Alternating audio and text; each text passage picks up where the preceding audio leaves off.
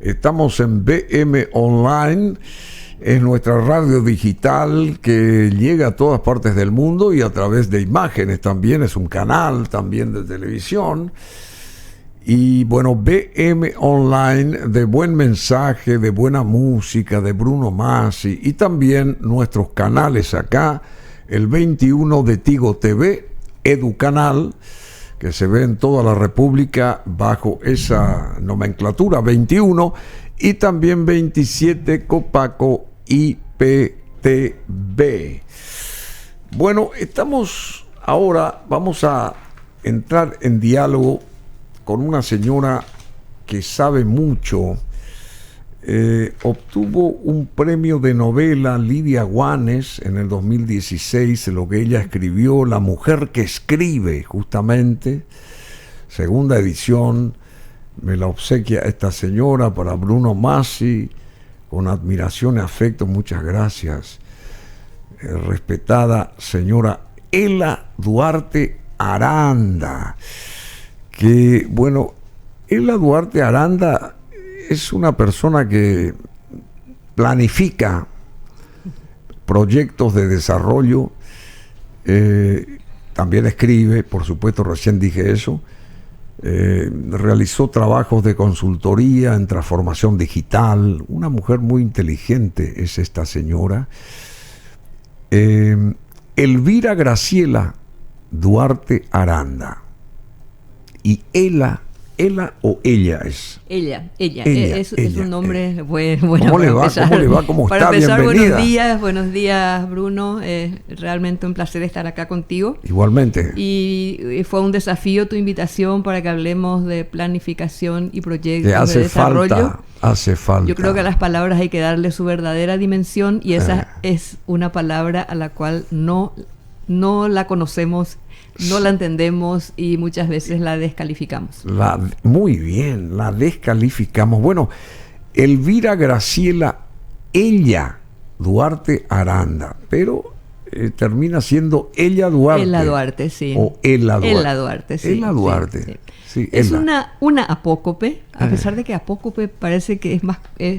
suena masculino, sí, pero es una palabra femenina. Pues yo dije Ela y después me corrigió usted, ella me dice. Sí, así que me quedé ahí entre San Juan y... Él al pronunciar, ella al escribir. En realidad yo cuando adopté este nombre, porque lo adopté poco antes... Usted adoptó este nombre. Yo adopté ese nombre, es una apócope de Elvira Graciela. Que son los nombres que me pusieron mis padres. O sea, un momento, las dos primeras letras de Elvira y las últimas dos de Graciela. Ahora sí, entiendo. Sí. Ela. Sí.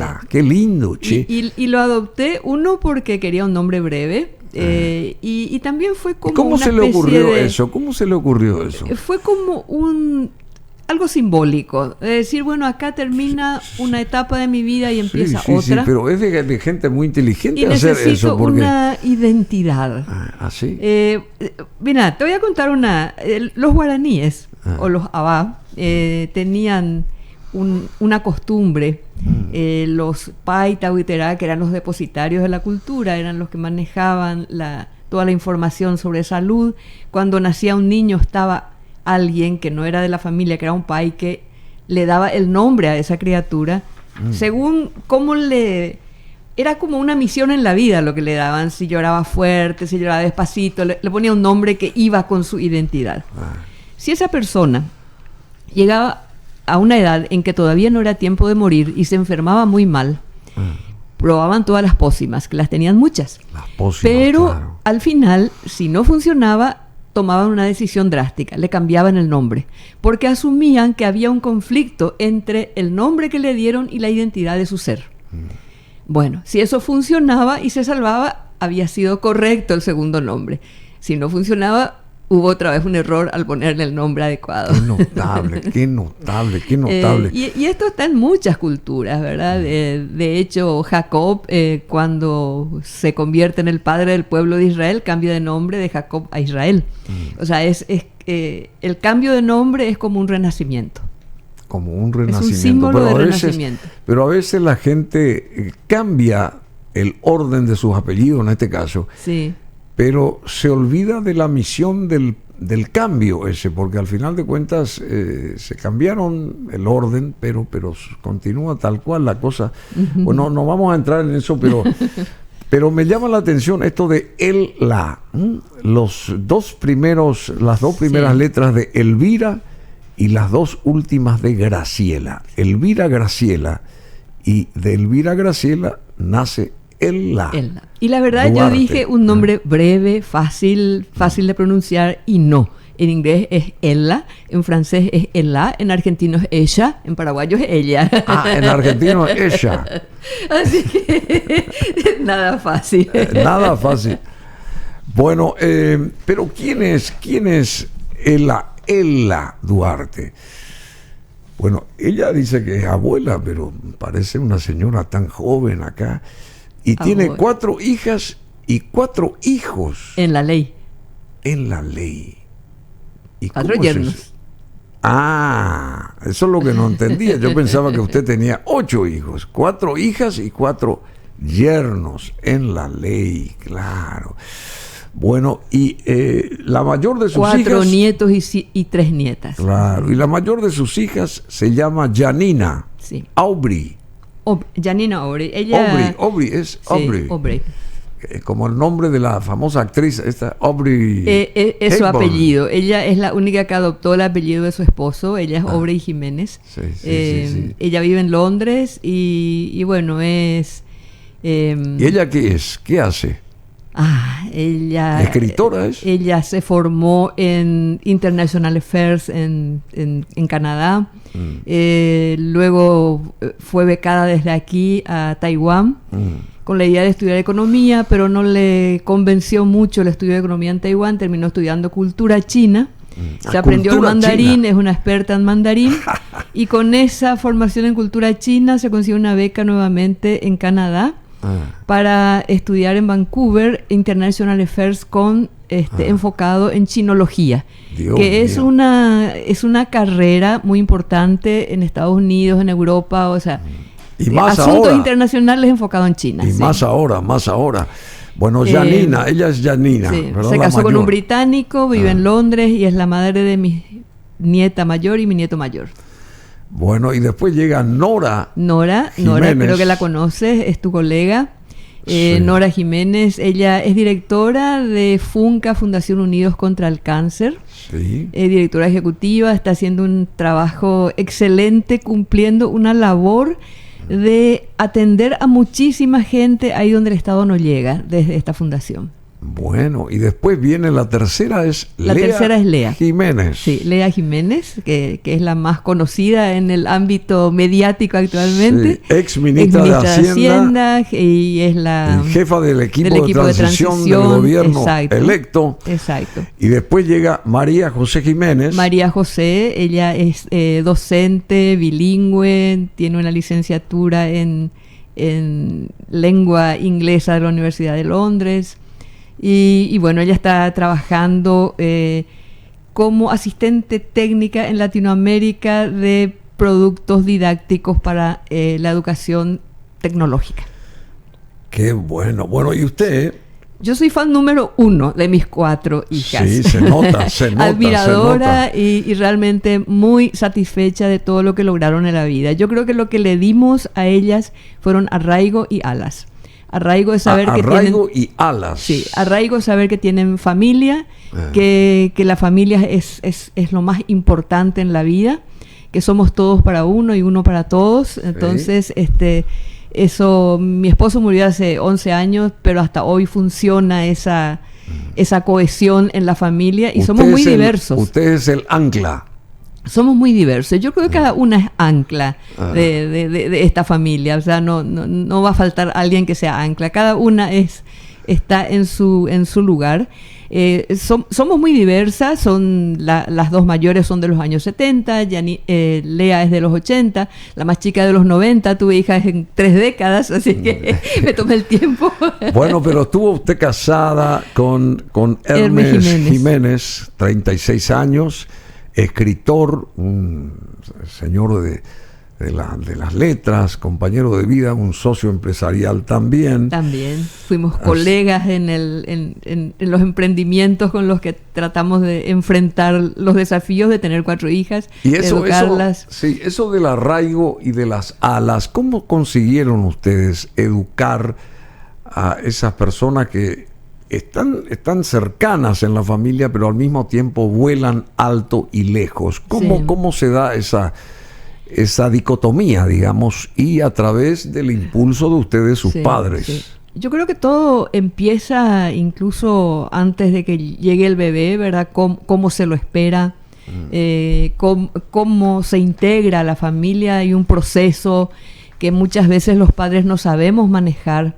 Hay conflictos entre los hermanos, en este caso entre las hermanas, que hay que aprender a procesarlos, a que lo entiendan y a que se valoren y respeten. Fundamentalmente es que se valoren y respeten y que crezcan sabiendo que cuentan con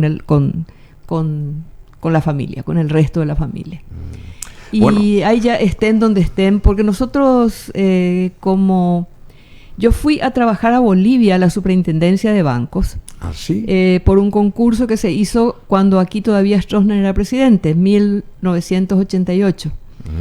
Ganamos un concurso, estaba John Coopers y Lybrand, y allí estaban en la reforma del sistema financiero. Así que fui a trabajar en la reforma del sistema financiero 3 años en Bolivia. Todo lo que... ¿En La Paz fue eso? En La Paz. Y cuando acá hubo la caída de Stroessner, en el 89. En el 89, colegas míos estaban llegando al directorio, o sea, colegas, compañeros de facultades estaban llegando al directorio del Banco Central, se enteran de que había una paraguaya trabajando en Bolivia y me invitan a venir. Para sorpresa mía, cuando llego, tengo un nombramiento como funcionaria del Banco Central. Yo no sé si fui la única, pero creo que fui la primera que renunció al Banco Central. O sea, renuncié a una jubilación, pero realmente no estoy arrepentida. Mediante eso trabajé después en 12 países latinoamericanos. 12 países trabajó usted. Sí. Bueno, la señora Ela Duarte también se graduó en la Universidad Nacional de Asunción en la carrera de Contabilidad, Auditoría, hizo cursos de posgrado en Finanzas en la Universidad de Santiago de Chile, también realizó cursos de especialización en supervisión bancaria en el Centro de Estudios Monetarios de México y en la Reserva Federal de Estados Unidos, en planificación y política financiera, qué bueno esto, en el Fondo Monetario Internacional, en gestión del ciclo de proyectos para desarrollo, justamente, vamos a enfocarnos ahí, con enfoque justamente de procesos que abarcan formulación estratégica global hasta la evaluación socioeconómica de estos proyectos, justamente pasando por la programación, el presupuesto, el monitoreo de la ejecución. También tuvo oportunidad de trabajar con esta metodología en diversas fases del ciclo de gestión en una decena de países de Latinoamérica y también conoció la cooperación por parte de la Unión Europea y otros organismos multilaterales. O sea que tiene usted un background fantástico y se formó mucho y también se metió de lleno en la parte literaria, como bien dijimos, y pasó trabajando en Bolivia, El Salvador, Costa Rica, Paraguay. O sea que tiene mucha experiencia.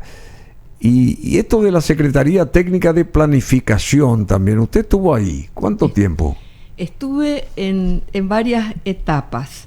Y a mí me gusta hablar un poquito de procesos. Déjame decir algo sobre planificación. Sí, ¿cómo no? Un presidente de la República nuestro dijo cuando asumió el cargo, ya no vamos a trabajar con planes, ahora vamos a ir directo a la acción. Y le fue muy mal a ese presidente.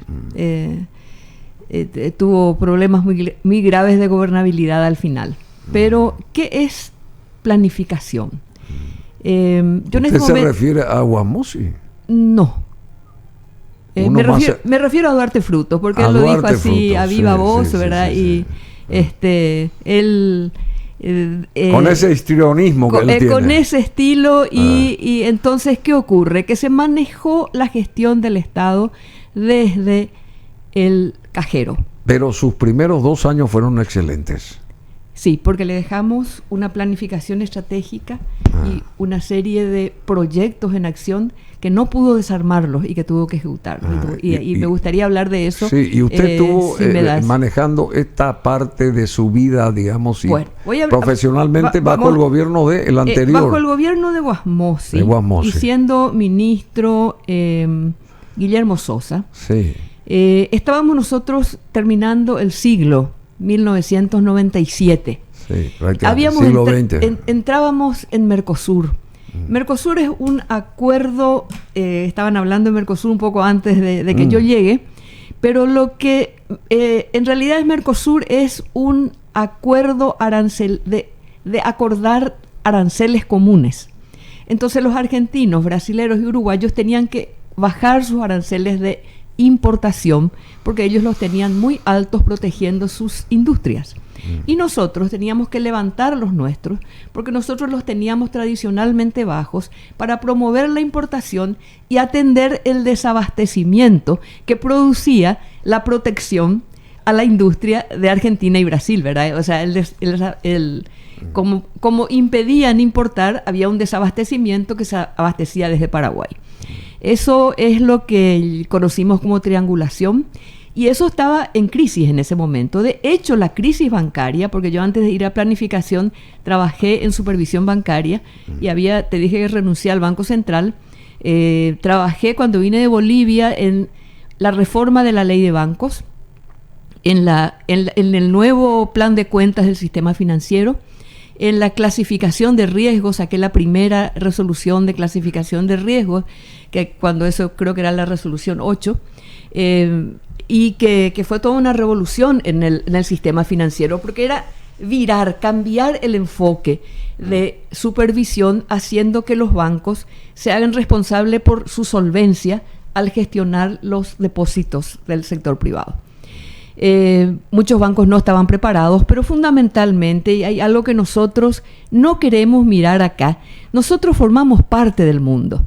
Yo creo que Roa fue muy intenso y nos convenció de que somos una isla sin mar. Nunca fuimos una isla. Estamos permanentemente en relación con el mundo exterior. Pero sí hay otra cosa también. Somos como un contrapunto de lo que ocurre sobre todo en la región.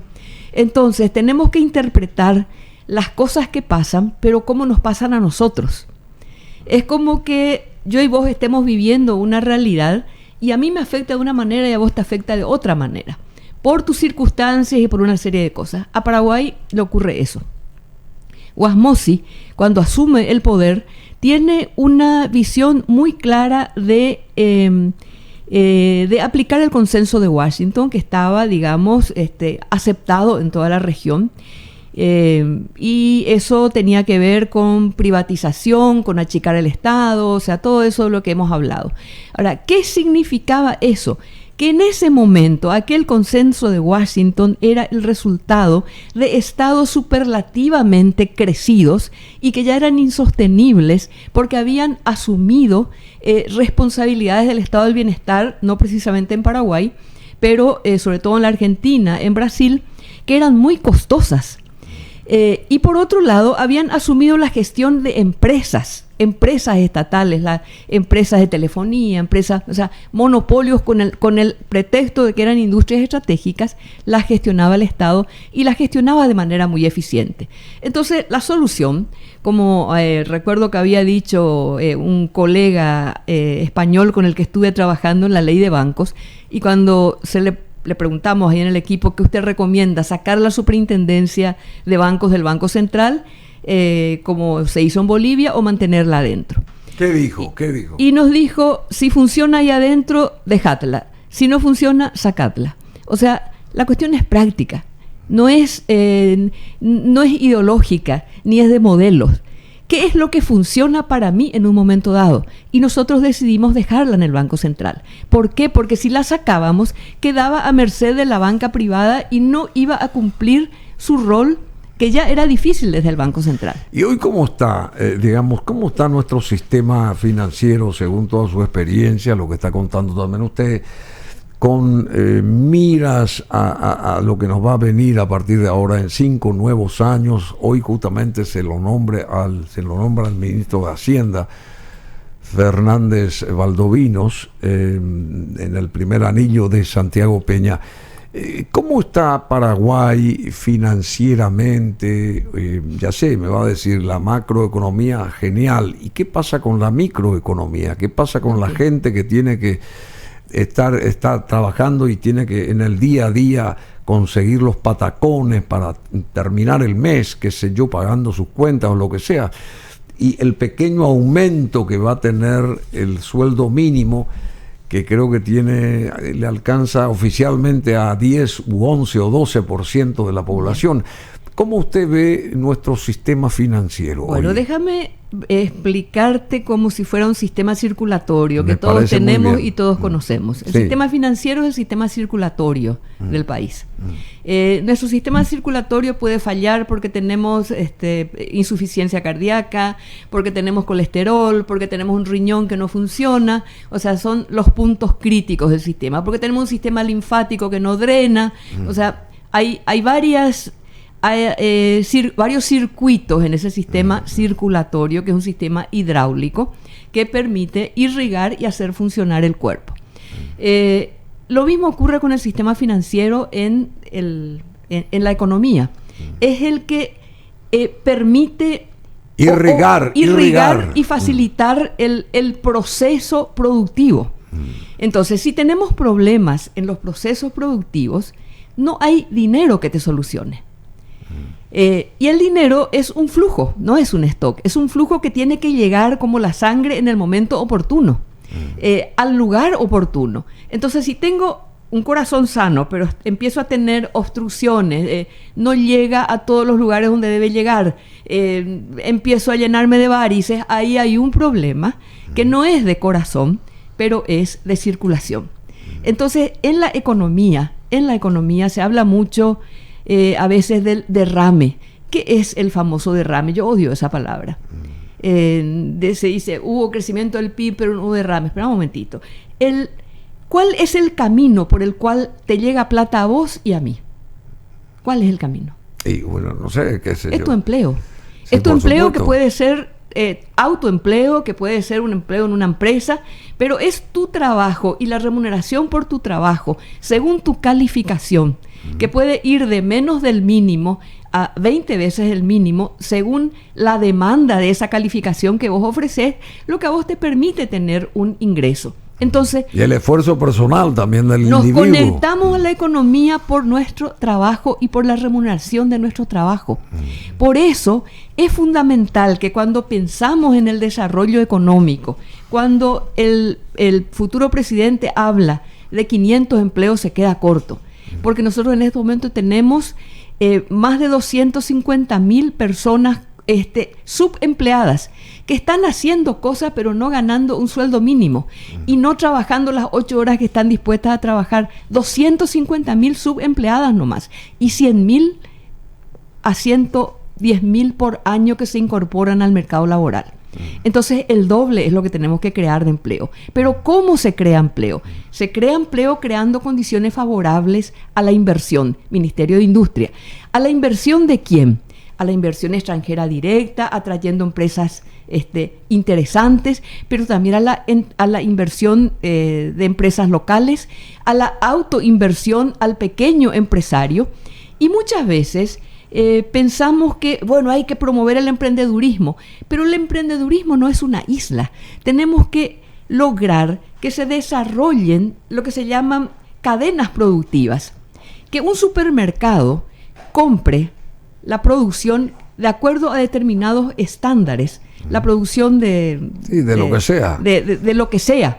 Y hay una cosa muy interesante, hablando de eso. Nosotros, en Paraguay, hace 20 años, o un poquito menos incluso, nuestra ensalada era tomate, locote, cebolla.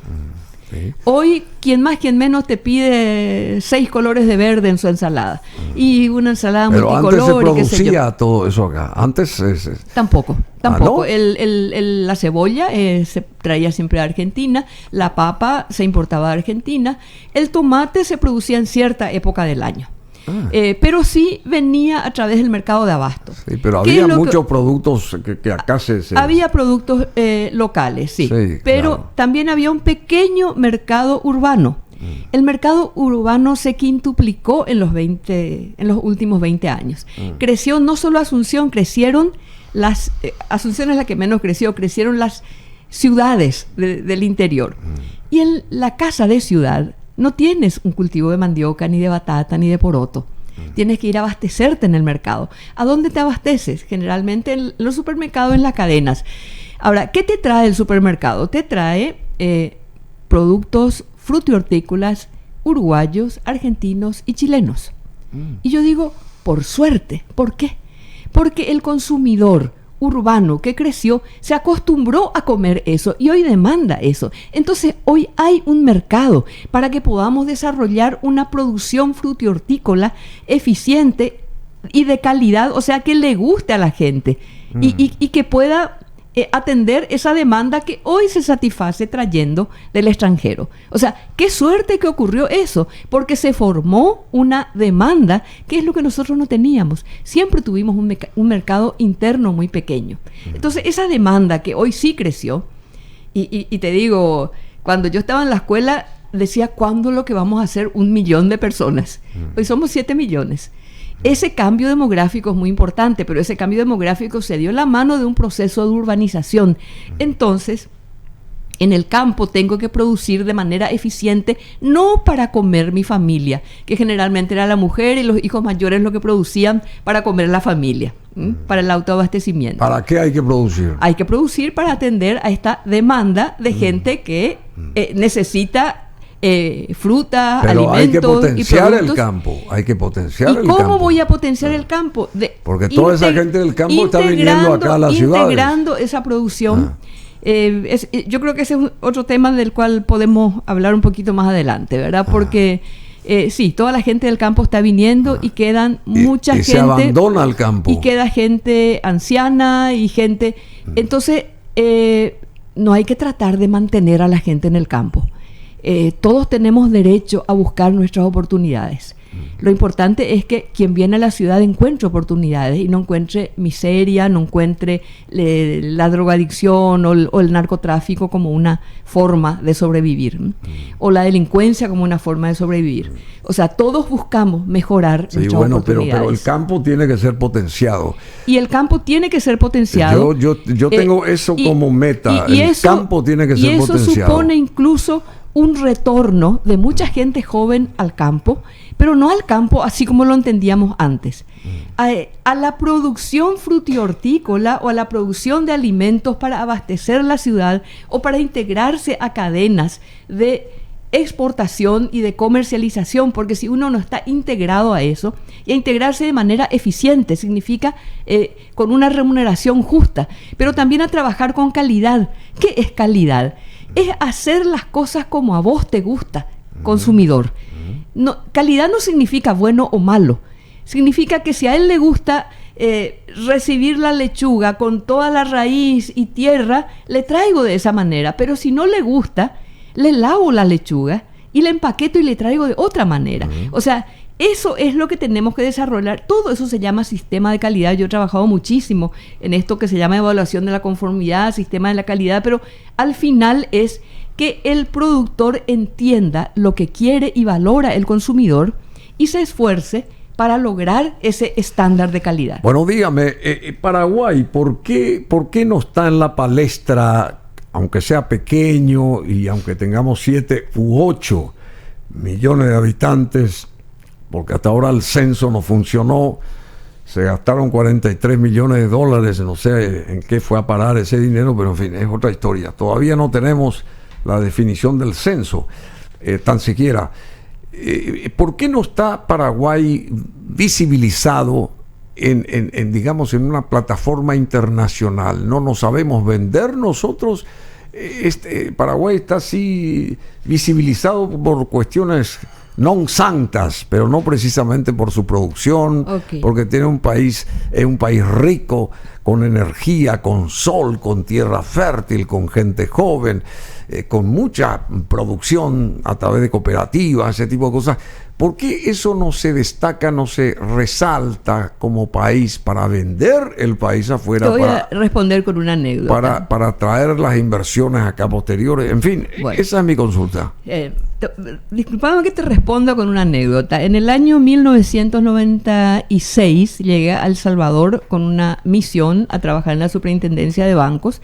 Era un peruano, un boliviano y yo que era paraguaya. Nos recibe el superintendente. Nos presentamos y luego vamos a nuestro lugar de trabajo. Había música funcional en el lugar de la superintendencia. Empieza a sonar canciones paraguayas de Luis Alberto del Paraná. Y luego música de Mangoré. Y dije yo, si viene un salvadoreño a Paraguay, yo qué sé de su música. Claro. ¿Cómo le voy a homenajear? No tengo idea de cuál es su música. ¿Cómo es que esta gente sabe de nuestra música? Sí. Después vine acá, investigué. Luis Alberto del Paraná había ido con un cheque del gobierno del Paraguay, con los paraguayos, que les dieron ese cheque para que vayan al mundo, a Europa, y ahí nace ese trío internacional que puso el nombre de la música paraguaya tan alto, y que le abrió camino a muchísimos otros para ir a ser exponentes de una cultura casi desconocida. En una olimpiada en Londres le invitaron a un trío que se llama el Trío Olímpico, donde estaba ¿cómo se llama? Martínez, Eladio Martínez, joven todavía, porque Paraguay no tenía ningún atleta compitiendo, entonces le dice, bueno, vaya con su música. Para estar presente nosotros. Para estar presente. Eladio Martínez. Paraguay está presente a pesar de nosotros, porque así fue una casualidad esta política cultural de darle un cheque a los paraguayos. Creo que no fue ni siquiera una política cultural, sino un logro si mal no recuerdo, personal. Fue este señor...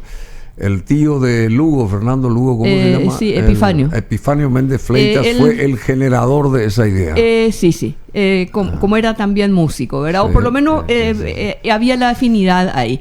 Pero eso es una política cultural y que nosotros no hacemos.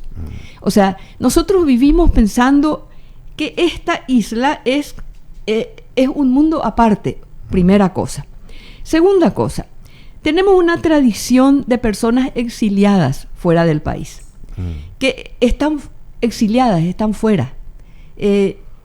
Yo veía mucho los chilenos. Pero eso es una tradición paraguaya. Es una tradición. Si a la gente que ganó la guerra se la exilió. Pero es algo que tenemos que asumir, entender y modificar. Yo vi mucho como los chilenos, por ejemplo, estén donde estén, ellos están representando a su país. Claro. Y por otro lado están reportando a su país. Están en organismos internacionales. En todos los organismos más importantes del planeta hay un chileno. Hay un chileno. Por favor. ¿Por qué no un uruguayo? O sea, Lea estuvo muchísimo tiempo trabajando en el Banco Mundial, trabajó en Afganistán, en Pakistán, en Bangladesh, trabajó antes de venir acá al Ministerio de Hacienda. Nadie sabía que había una paraguaya en esos cargos. Y puedo citarte más, ¿verdad? Pero muy poca gente sabía todo lo que yo trabajé a nivel internacional, porque el que va afuera, ya se fue, uno menos. Bueno, ¿cómo hay que planificar? Porque están corriendo los minutos. Van corriendo pero déjame terminar esta idea. Hay una tercera razón por la cual somos no solamente no visibilizados, sino muy mal visibilizados. Y es la conciencia de desesperanza que vamos construyendo con respecto a nosotros, donde el sector político tiene mucha responsabilidad, donde estamos permanentemente acusándonos de todo lo peor para demostrar lo malo y lo feo que sos vos y lo linda que soy yo.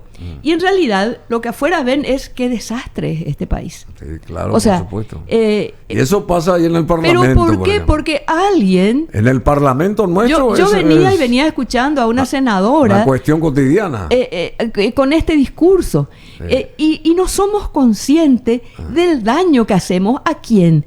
A nuestros hijos, a nuestros nietos y a quienes quieran seguir viviendo en el país. Nos tiramos para abajo en vez de eso no quiere decir elevar la vara. Eso no quiere decir que no veamos la solución a los problemas. Posiblemente esta gente que habla así no quiere resolver los problemas porque forma parte del problema. Entonces es mucho más fácil decir qué malo, feo y malnacido eres y este país está lleno de iguales como vos, yo soy la única niña bonita y no sé qué hacer de tan bonita que soy. O sea, ese discurso es permanente y ese discurso nos hace muchísimo daño. Entonces vos entras a internet, porque hoy todos podemos entrar a internet, y ves de repente gente que habla maravillas de Paraguay y otra que se hace eco de esto y echa el veneno encima. Todo el veneno encima. Pero acá se genera esa información. Sí, por supuesto que acá se genera. Y es el periodismo también corresponsable de todo esto. Gran parte del periodismo. Cada uno de nosotros. Bueno, dígame, Ela Duarte, usted conoce mucho lo de planificación para desarrollarnos, ese tipo de cosas.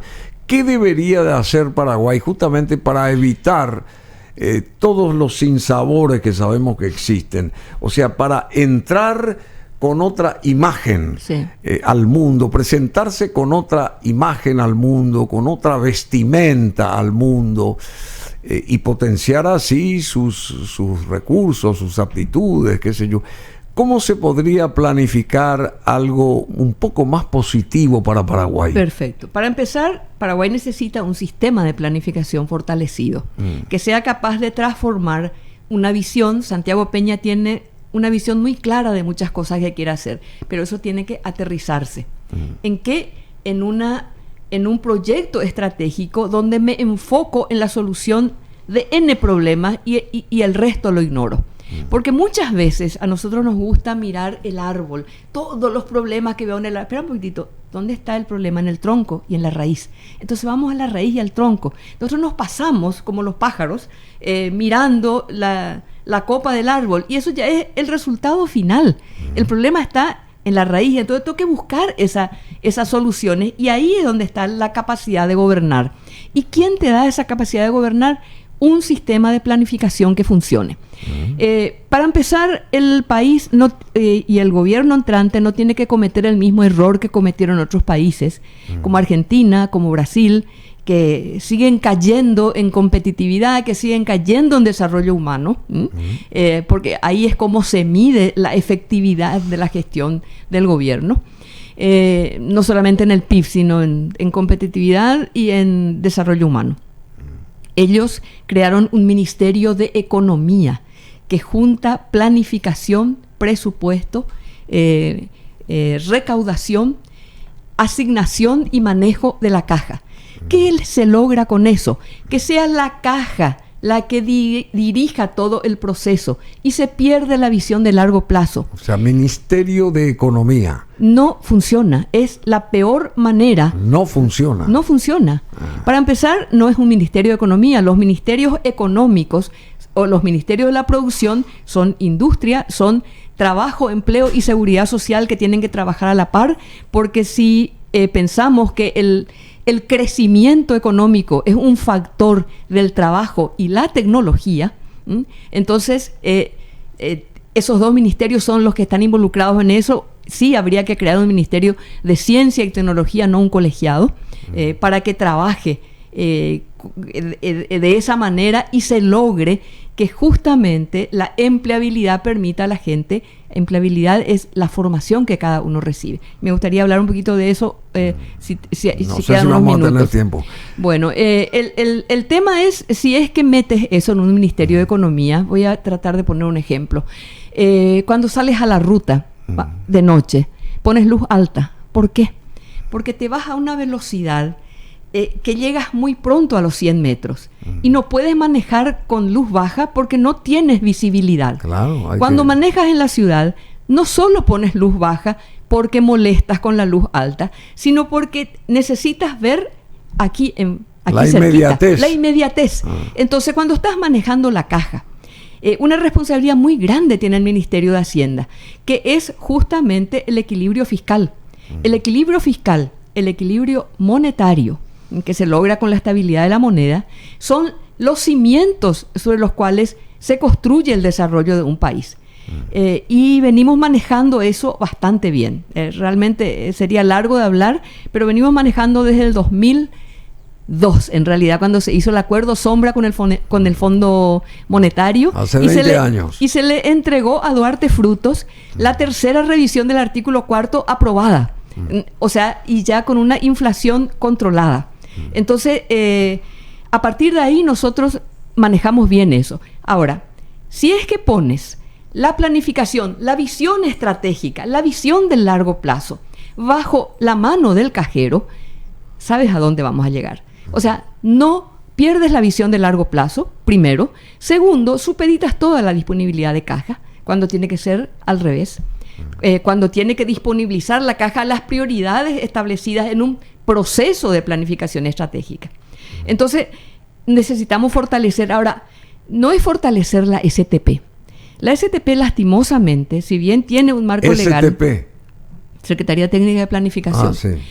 Ha sido ocupada por gente que de alguna manera no entendió su rol.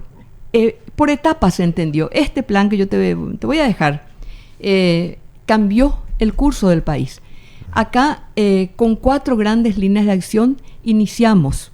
1, todo lo que es el proceso de fortalecer la competitividad con la cooperación europea. ¿Y el resultado cuál fue? Dejar de exportar vaca en pie y convertirnos en oferentes de alta calidad y alta demanda en el mercado industrial de la carne mundial. Ahora se abre el mercado del Canadá. Gracias a esto que se hizo acá, que Para era Paraguay. crear el sistema de acreditación, equipar y acreditar laboratorios de metrología para que las medidas que usan los laboratorios sean reconocidas internacionalmente y creíbles, crear laboratorios de microbiología animal y vegetal, fortalecer la supervisión animal y vegetal. ¿Para qué? ¿Qué se logró con eso? Que vengan y se instalen industrias frigoríficas y que den ese salto exponencial de crecimiento.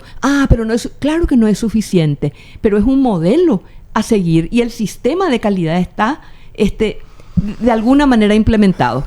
Bueno, o sea, esa visión estratégica es la que necesitamos, y si es que planificación se convierte en un apéndice del Ministerio de Hacienda, aunque le nombres Ministerio de Economía, que no es tal, es el ministerio responsable del equilibrio fiscal. Los ministerios responsables de la producción son otros. Los ministerios responsables de dar los servicios de salud, educación, seguridad, donde el Estado es responsable en un Estado social de derecho, son otros. Y los ministerios que son garantes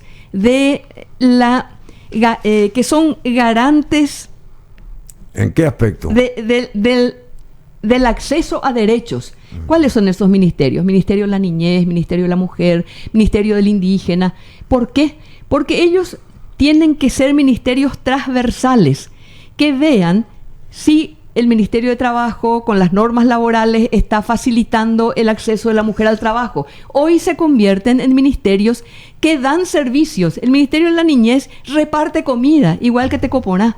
El Ministerio de la Niñez lo que tiene que ver es que no... O sea, trabajar con trabajo, trabajar con industria, trabajar con agricultura, para asegurar que los derechos de la niñez sean respetados. Trabajar con educación, trabajar con el Ministerio del Interior para que todo niño tenga identidad. Hay niños sin identidad todavía. Todo hay que rehacer acá, señora. Acá entonces, hay que hacer todo. Sí hay necesidad de reestructurar el Estado, pero no es achicar el Estado metiendo todo en una bolsa. El rol de planificación es un rol fundamental. Y voy a concluir esto. Yo enseñé en el Colegio Nacional de Guerra la cátedra de organización militar. ¿Cómo es la organización militar? Es una estructura vertical donde está el comandante del ejército y está el comandante de Estado Mayor. Ambos tienen una estructura que va en paralelo. ¿Qué hace el Estado Mayor? Es la inteligencia del ejército. investiga, está preparado para la guerra, para que cuando este jefe de Estado Mayor, que maneja la tropa, le diga a su ejército, vayan y hagan pum allá, haga pum donde tiene que dar, porque este, que es del Estado Mayor, le dio toda la información necesaria para entender dentro de ese bosque dónde había que hacer pum. O sea, no puedes estar en la procesión y repicando. Bueno, lamentablemente ese pum todavía no se dio con la gente del EPP.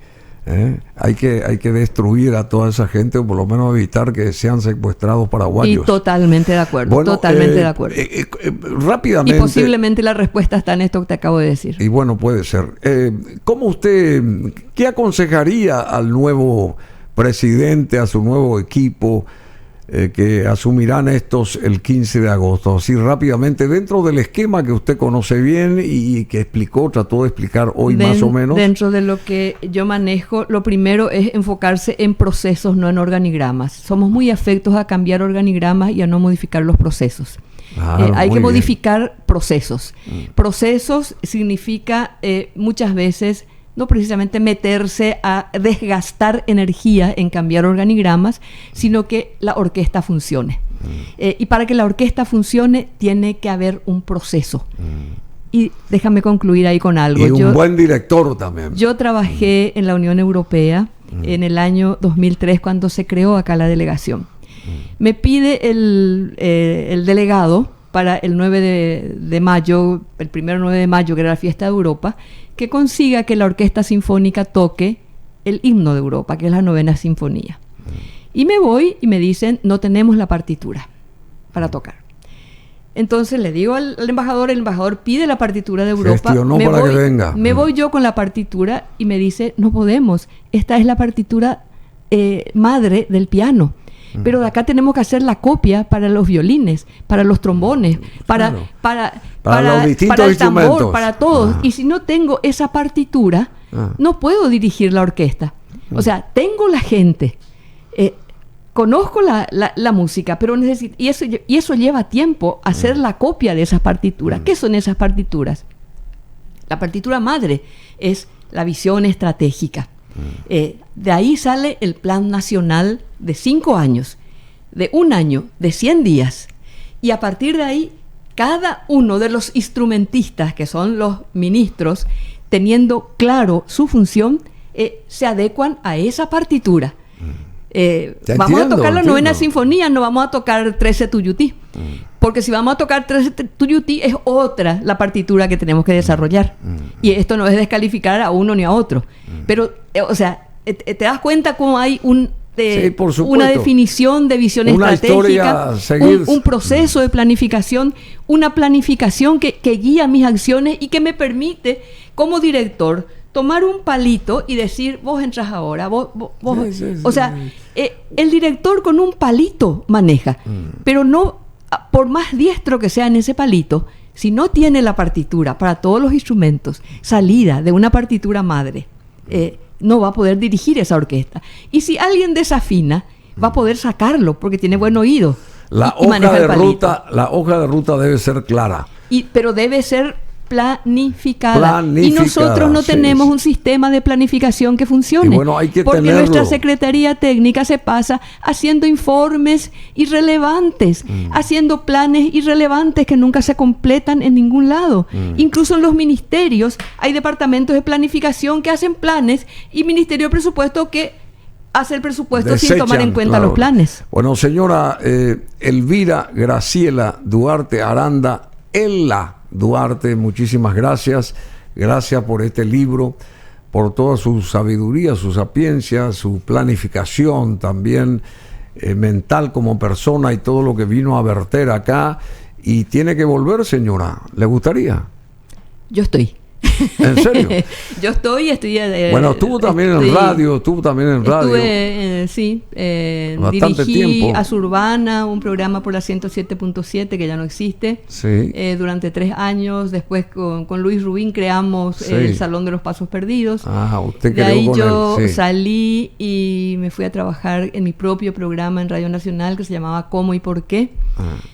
Siempre con la idea de alguna manera incidir en la formación de opinión pública. Y eso significa compartir información, compartir análisis y bajar un poco el nivel de discusión del yo te acuso, eres feo, eres malo, eres alto, eres bajo, eres gordo, a entender el cómo y el porqué de las cosas. Pero en síntesis tenemos que unirnos todos los paraguayos y desde donde estemos, sí, poner nuestro granito de arena para que en conjunto llevemos adelante el desarrollo de este país que tanto queremos. Tenemos una oportunidad única en este momento. Yo te quiero decir que Paraguay era un país mediterráneo y ya no. Ya no. Porque hoy el corredor bioceánico pasa por Paraguay. Hoy te estaba escuchando también en el programa anterior que se hablaba del peaje argentino. Hoy tenemos que empezar a pensar que la mercadería va a subir hasta Carmelo Peralta. Y de ahí va a ir al Asia-Pacífico, no solamente a China. Sí, claro. Al Asia-Pacífico. Se está terminando el puente y todo ese tipo de cosas. Y de ahí va a ir al Atlántico. Y eso es mucho más corto que ir hasta el Buenos Aires, que está allá bajito, y volver a subir todo. Claro. O sea, tenemos los dos océanos a disposición. Tenemos los dos, pero tenemos que desarrollar la capacidad de transitar por la hidrovía, tenemos que acordar con Brasil y con Bolivia, fortalecer eso porque el flujo va a ser contracorriente. Pero tenemos que hacernos respetar más también, señora, en todos los aspectos. Y a través de la Cancillería, a través de las buenas acciones que Paraguay necesita reorquestarlas a favor de ese desarrollo que pretendemos todos. Tenemos que trabajar en equipo y para eso el director de orquesta necesita una buena partitura y todas las partituras para todas las partes para que pueda manejar muy bien el palito y el oído y pueda conducir este barco a donde todos queremos. Yo confío muchísimo en Santiago Peña. Yo creo que la gran misión de Santiago Peña es devolvernos la esperanza. Bueno, esperemos. Si perdemos la esperanza, no llegamos a ningún lado. La esperanza es lo que nos mueve, es lo que nos hace tomar decisiones o positivas o negativas. Y esas decisiones negativas nos llevan a resultados negativos, a todos. Entonces, tiene que devolvernos la esperanza y fundamentalmente tiene muchos problemas que gestionar, pero va a gestionarlos con una buena partitura. Muchas gracias, doctora Ela Duarte.